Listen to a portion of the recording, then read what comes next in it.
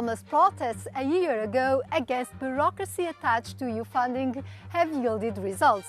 The European Commission has been simplifying farmers' environmental obligations, which in turn led to criticism by supporters of the European Green Deal.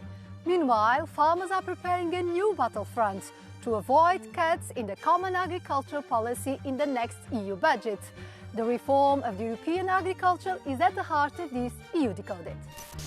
The legislative simplification aims to save farmers 1.58 billion euros and member states 210 million euros per year. To achieve that, the European Commission proposes easier payments for small farmers, including a raise of the annual lump sum to 2,500 euros, more flexible environmental controls, including for conservation of peatlands, wetlands, and watercourses, easier mechanism to be reimbursed in case of natural disaster or animal disease, a single digital system to reduce paperwork.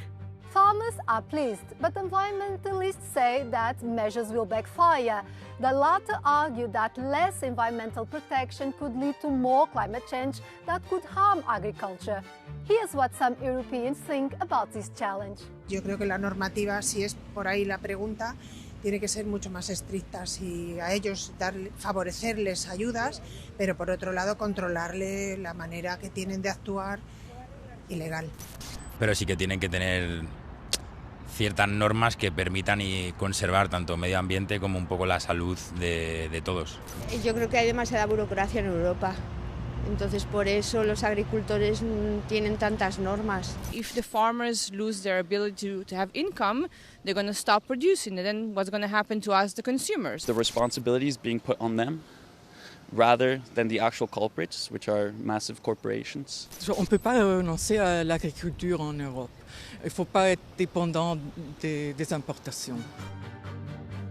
With me is Gerardo Fortuna, one of Euronews agricultural policy experts. What is the expected outcome of simplifying EU agriculture rulebook? The goal is to make farmers' life easier, basically, insist on their livelihoods, on their well-being. And it's, of course, clearly in response to the major farmers' protests that we've seen last year in Brussels and across the rest of the EU countries. So how does agriculture has to evolve in the European Union in order to meet its goals for climate and environmental protection within the Green Deal? I'm a bit pessimistic about it because the agriculture and food part of the Green Deal, the Farm to Fork strategy, has been put aside in this mandate, has been replaced by this EU agriculture and food vision that is not meeting the same environmental concerns, let's say. There will be an attempt from EU lawmakers to try to meet the environmental targets through innovation and technology rather than just stricter regulation. The next battle for farmers will be the Common Agriculture Policy revision within the new EU budget for 2028-2034. What are the farmers' demands regarding this fund? This time is a bit different because they might lose the rural development. So it's the second pillar of the common agricultural policy, which include environmental investments, but also support to rural communities. And at the same time, they want these payments to be indexed to inflation. And they also want a stronger protection when it comes to trade deals. Thank you, Gerardo. Let's see now some more data on this agricultural reform. In the EU budget for 2021-2027, the CAP received 386.6 billion euros, about one-third of the total budget. For the 2028-2034 budget, the Commission advocates merging the CAP with the Cohesion Fund, the latter used for regional development. The new financial instrument, called National and Regional Investment Partnerships, may be presented in July. The European Parliament opposes this idea and, in a recent resolution, demanded that the fund remain autonomous and receive even more funds in the next budget. Let's hear the positions of two entities with opposing views on this subject, the environmental organization Client Earth and the Farmers Association Copa-Cogeca. So in these proposals, clearly the environment objectives are there. The Commission intervenes on some elements in which the first 2 years of implementation of the CAP, which proved to be unworkable for our farmers. What we absolutely need to understand is that farming relies on nature.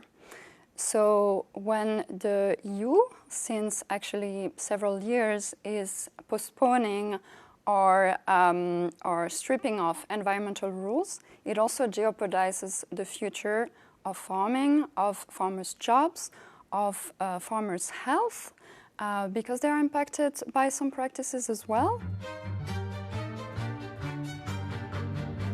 If you think that the average farm size is 17 hectares, so you have the small, the medium, bigger.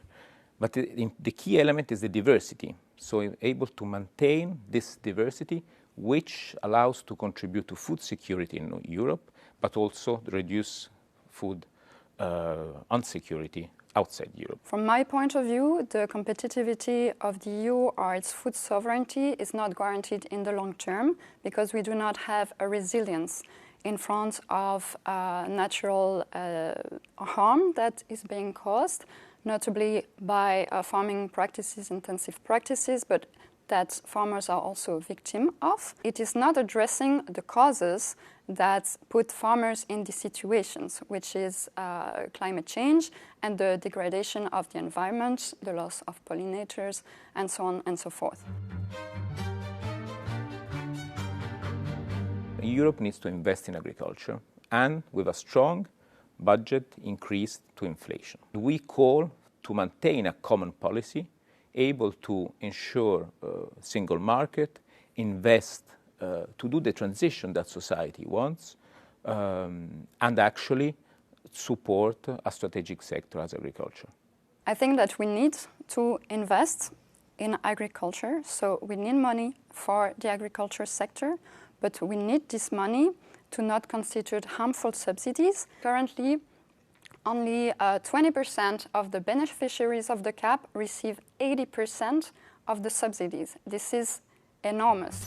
The long and sometimes violent wave of protests by farmers ahead of the 2024 European elections has changed the discourse on the Green Deal. The majority in the European Parliament is now calling for more support for agriculture and less ambitions for the ecological transition. The negotiations on the next EU budget will test how deep the bloc's agricultural reform will be.